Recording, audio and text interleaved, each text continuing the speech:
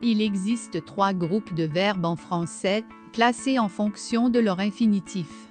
Le premier groupe est constitué des verbes dont l'infinitif se termine en -et. Ces verbes sont très courants en français et ils sont souvent les premiers que l'on apprend. Par exemple, aimer, manger, parler. Le deuxième groupe est composé des verbes dont l'infinitif se termine en -ir et qui ont une conjugaison particulière au présent de l'indicatif. Par exemple, finir, grandir, choisir. Le troisième groupe est le groupe des verbes irréguliers. Ces verbes n'ont pas de terminaison d'infinitif particulière et leur conjugaison est souvent très différente des autres verbes. Par exemple, aller, faire, venir. Il est important de connaître à quel groupe appartient un verbe pour pouvoir le conjuguer correctement. Vous savez que vous et vous seul pouvez changer votre vie, il est temps de faire de vos rêves une réalité dans votre vie. Nous allons vous aider maintenant. Ici, vous allez apprendre à avoir une conversation décente avec les gens autour de vous, dans votre vie, sur votre lieu de travail, et obtenir votre nouvel emploi dans votre vie. Dans cette vidéo, vous apprendrez petit à petit ces nouveautés. Vous n'avez pas besoin de vous précipiter. Voyons maintenant. Allez audacieusement là où vous n'êtes jamais allé auparavant. En général, la conjugaison des verbes du premier groupe est assez régulière, tandis que celle des verbes du deuxième et du troisième groupe est plus complexe. Cependant, il y a des exceptions dans chaque groupe, et il est donc important d'apprendre chaque verbe individuellement.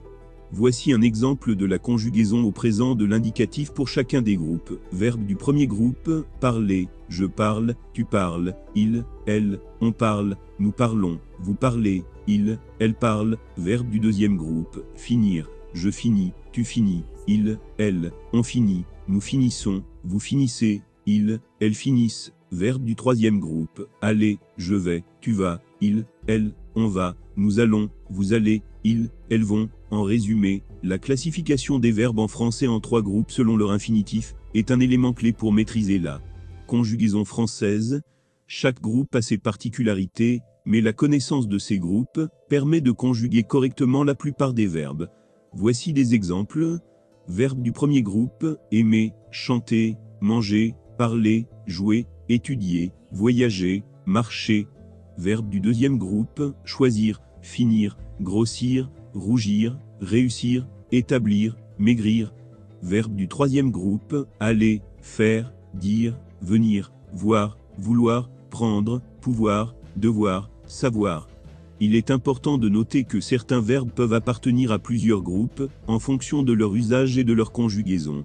Par exemple, le verbe courir peut être considéré comme un verbe du premier groupe, car son infinitif se termine en -et, mais il a aussi une conjugaison irrégulière, ce qui le place parfois dans le troisième groupe.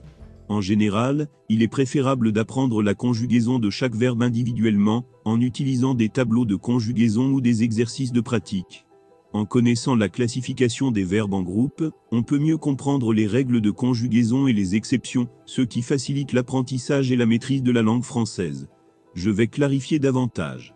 La classification des verbes en français en 3 groupes selon leur infinitif est un outil important pour comprendre la conjugaison des verbes français. Cela permet d'identifier les règles de conjugaison spécifiques à chaque groupe, ainsi que les exceptions qui peuvent exister dans chaque groupe. Les verbes du premier groupe sont les plus courants et ont une conjugaison régulière, ce qui facilite leur apprentissage. Les verbes du deuxième groupe ont une conjugaison régulière au présent de l'indicatif, mais ont des particularités dans les autres temps et modes. Les verbes du troisième groupe ont une conjugaison très variable, et sont souvent considérés comme les plus difficiles à maîtriser. Cependant, il est important de noter que certains verbes peuvent avoir des conjugaisons irrégulières ou inattendues, même s'ils appartiennent à un groupe particulier. Par conséquent, il est toujours important de mémoriser la conjugaison de chaque verbe individuellement.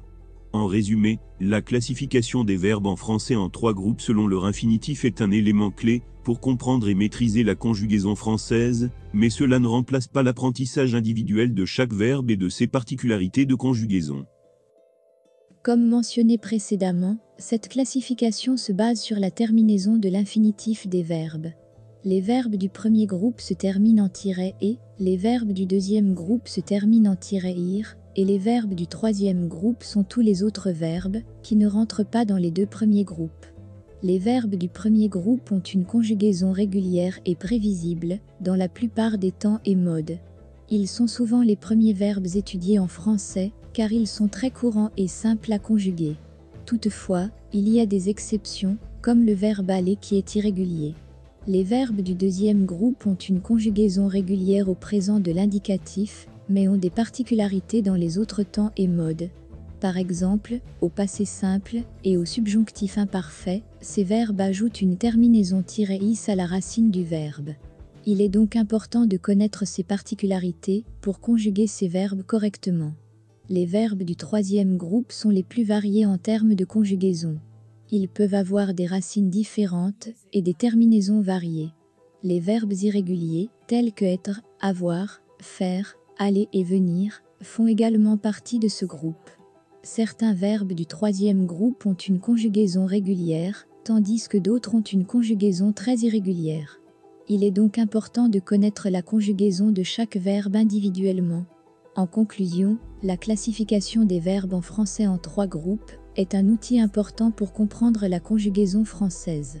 Cela permet de mémoriser les règles de conjugaison spécifiques à chaque groupe et de faciliter l'apprentissage des verbes français. Cependant, il est important de noter qu'il y a toujours des exceptions à ces règles et que chaque verbe doit être appris individuellement pour maîtriser pleinement la conjugaison française. En français, le participe présent est une forme verbale qui est utilisée pour exprimer une action qui se déroule simultanément à une autre action ou pour indiquer la manière dont une action est accomplie. Il est formé en ajoutant -en à la racine du verbe et peut être utilisé comme adjectif ou comme nom. Par exemple, le verbe manger a pour participe présent mangeant. On peut utiliser cette forme verbale pour exprimer une action qui se déroule simultanément à une autre action. En mangeant une pomme, elle a répondu au téléphone. On peut également l'utiliser comme adjectif pour décrire la manière dont une action est accomplie. Il a écrit la lettre en mangeant un sandwich. Cependant, il est important de noter que le participe présent n'a pas de temps propre, contrairement à d'autres formes verbales, comme le présent de l'indicatif ou le passé composé. Cela signifie qu'il ne peut pas être utilisé seul pour indiquer le temps d'une action. Par exemple, on ne peut pas dire « je mangeant » pour exprimer le présent de l'indicatif, il faut utiliser la forme verbale « je mange ». En résumé, le participe présent est une forme verbale qui permet d'exprimer une action simultanée ou la manière dont une action est accomplie. Il est formé en ajoutant -en à la racine du verbe, mais il n'a pas de temps propre et ne peut pas être utilisé seul pour indiquer le temps d'une action.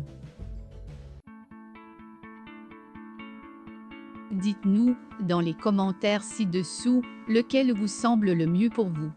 Ne vous inquiétez pas, nous ferons les changements pour vous répondre. Pour avoir l'air d'un natif, entraînez-vous à dire ce que vous venez d'entendre. Cela augmentera vos compétences lorsque vous devrez parler à d'autres personnes.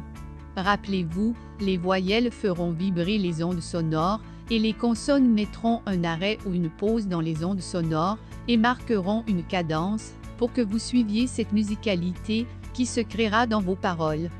De cette façon, vous pouvez créer les syllabes pour renforcer votre message, soit pour informer, soit pour imposer vos arguments dans votre discours. De cette façon, vous pouvez contrôler vos conversations et impressionner votre public. Allez dans la description pour avoir le lien vers le site Candace Marmin et approfondissez votre étude pour atteindre vos rêves. Merci beaucoup d'avoir regardé cette vidéo et soyez en contact avec nous. Continuez et écrivez votre histoire.